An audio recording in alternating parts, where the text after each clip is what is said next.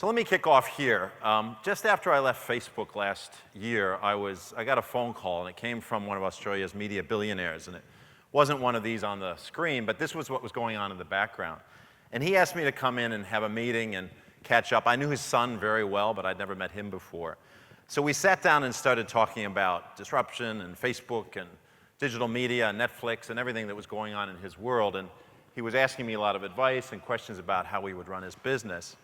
And at one point I said to him, look, if I'd come to you just 3 years ago and I said, give me your top 10 competitors, would Facebook have even been on the list? And he said, you wouldn't have been in my top 20. And yet, when we were having that conversation, and today, Google, Facebook, Netflix, in different orders, are his number 1, number 2, and number 3 problems, his biggest competitors. And so just in a few years, he admitted to me he hadn't seen what was changing and how quickly it had changed, and he hadn't prepared his business for that change. And therefore, he'd lost a lot of the value that he built up over the decades that he was running that business. And he was a very successful, and is a very successful and disruptive business leader. But there was a second thing he admitted to me that was probably even more revealing. I pulled out my phone and I was talking about something relating to Facebook or Instagram, and he admitted to me, he said, I've never looked at Facebook on a mobile phone. And yet 14 million Australians every day did exactly that, his customers, his viewers. Yet he had never bothered to pick up a mobile phone and look at Facebook. And he was a bit ashamed to admit that to me. But that was a trend that I was seeing, not just from the media billionaires, but a trend I was seeing from directors and senior leaders, was that sort of lack of curiosity about what technology was doing to change customer experience and what it was doing to break down the boundaries of how businesses were operating. The shift in how media is consumed, driven by digital, has been tremendous. And that's just an example around media consumption. You can look at a lot of other technologies, and it's the same, the speed with which things are changing. It's just happening so fast. So that's the problem. The gap is opening up, at least on the consumer front around many digital technologies, and it's the same for lots of other technologies that are impacting business. I think the way to deal with it is probably, for boards to deal with it, is probably 2 or 3 things that they can do. So one is, clearly have the right mix of talent on the board, and sometimes that means bringing new directors, maybe in some cases that maybe unconventional or maybe not, haven't considered before, bringing those onto the board to add a real-world experience about new technologies and disruption. I think the second is existing directors need to probably retool themselves a little bit, learn about the new technologies that are impacting their industry and their consumers, and get a lot closer to them. So that's either by doing courses or just getting a lot more curious or interacting with those businesses firsthand. And probably the third is, I think, just a mindset shift to being a lot faster and more curious and more kind of a greater urgency, I think, to how they address their own role as a director, and also how they address their business that they're charged with looking after. Bringing an urgency to that business so that you don't become too complacent and you turn up just to turn up to the meeting.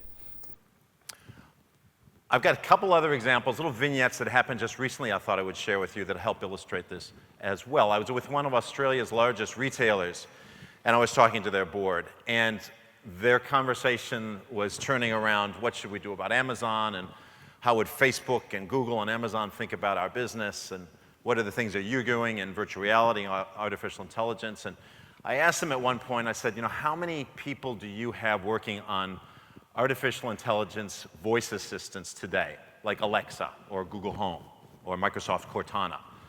And they admitted to me that they had 0. Not one person that was working on AI voice assistants today. Now, Amazon, the competitor that's come into the market, and their share price, this retailer's share price has dropped in part because of that entry. Amazon has over 2,000 people working on voice assistants for Alexa today. And that's just for Alexa. That doesn't count the AI people they have working on everything else that supports their web business.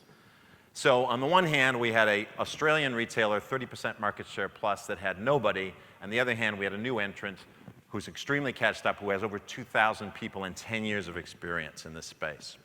When you're up against a well-funded, fast-moving, digital native competitor who comes into your space, there's real challenges. It's not a simple answer. But it's probably 3 broad things I think companies can think about. So one is the first is a lot of technologies, to an extent, are becoming more open source, and the applications of those technologies are more open source. So it's not a matter of just hiring a bunch of people to build it. You can actually hire a couple of people or outsource the development of something that builds on top of that technology. I'll give you an example.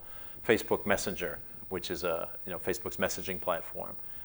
There's bots and AI-driven bots that you can now build on top of that platform, and Facebook makes that development kit available to any developer anywhere in the world. So now there's thousands of developers building bots including some of Australia's biggest businesses building bots for Messenger, and some are doing it very well. So that's one. I think the second is, in terms of bringing talent into the business, the second is really thinking about the types of opportunities you can give that talent in order to bring the best talent in. So in other words, don't bring talent in that's used to a startup and fast-moving and agile environment and then stifle it with bureaucracy and red tape and too many gates to go through and slow progression. You need to create a more agile, fast-moving environment for those people. And I think the third is simply through alliances and through partnerships. You're not going to be able to hire everybody that you need, but you can probably solve some of that problem simply by putting in place smart alliances and smart partnerships with existing businesses that are trying to solve some of those problems with great talent themselves. So while all this has been going on in my time at Facebook, which spanned 5 years, this is what was happening in the Facebook world. We started out back in 2012 with about 900 million users on our platform, and we only had one platform. We just had Facebook. And 900 million is a big number. But remember, Facebook started in 2004 when we had nobody. So from 2004 to 2012, we went to almost 1 billion people on one platform. But then in those subsequent 5 years, and if you look at the Channel 10 example, back in 2012, 2013, some of those folks were putting another $1 billion into Channel 10. Well, this is what we were doing at Facebook. We were building Facebook up, that platform alone, to over 2 billion users. Messenger, we spun out and took to over 1 billion users. We bought WhatsApp, and we grew that to over 1 billion users. We bought Instagram, and that's coming up on 1 billion. And if you add all these up, it's 5.1 billion people. Some of these are the same people. But this is how many people use Facebook services around the world. 5x increase in just 5 years. Now, the point isn't to say that Facebook's an amazing business, and it is, and I can talk more about that. But the point is to say the speed with which technology is changing the world is now faster than ever. And I firmly believe that that speed is now outstripping the ability of 20th century processes and organizational structures and boards to be able to deal with the speed of the 21st century. And that's the thing that we really need to solve. When you're not inside a business, you don't see all the plumbing, and there's a lot to digital than just somebody's website or their mobile app. There's digitization of processes, there's digitization of how they do product development. There's all kinds of things you can't see from the outside. But just from what I see looking in, I think there's a few Australian businesses that have started to do digital, I think, well, and they're doing it in a way that's becoming world class. And so one is the banks. I think the banks generally in Australia have pretty strong digital offerings. You can kind of critique bits and pieces, but their consumer digital offerings, I think, are pretty innovative. And so the whole banking sector, I think, in Australia sort of punches above its weight. I think the second would be, I look at airlines in Australia. I think Qantas is pretty progressive in how it thinks about digital, what it builds for consumers, and how it uses data. And it's thought about creating a data business that underpins its wider airline and digital business. And I think the third is, and it's one that gets overlooked, it's Domino's Pizza in Australia, which is one of the most, in my experience, one of the most mobile, digital, data-driven businesses I've ever seen in this country. And they've really rethought what it is to be a fast foods business. And they've really built inside, they built a technology business that in some ways just happens to deliver pizzas. And I think that is a really exciting way to think about how you build a business for the digital future. However you define digital, and I get asked to talk all the time about artificial intelligence and virtual reality and e-commerce, all the Internet of Things, blockchain. Just take all that stuff together, park it for the moment. What does all this digital stuff do? It profoundly changes 4 things. And the first and the most important is speed.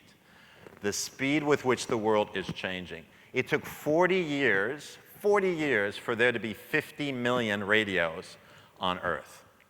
It took 14 years for there to be 50 million TVs on Earth. It took 1 year for there to be 50 million Facebook accounts on Earth. It took 4 months for there to be 50 million WeChat accounts on Earth.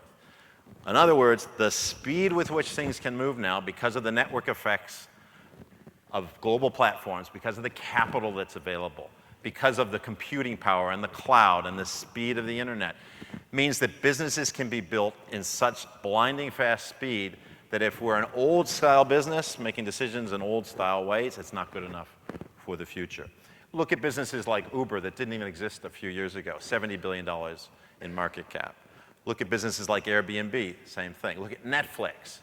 You know, in 2010, Netflix, you know how much they spent on original content for their platform? Zero.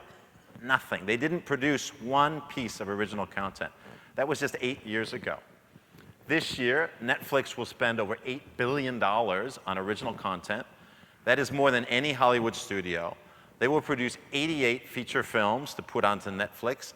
That is more than any other Hollywood studio. The next biggest is Disney that will do 23. And they are spending more money producing more original content than almost all the Hollywood studios combined. And they've only been doing it for 8 years. Hollywood studios have been at it for 100 years. Wow, where did Netflix come from?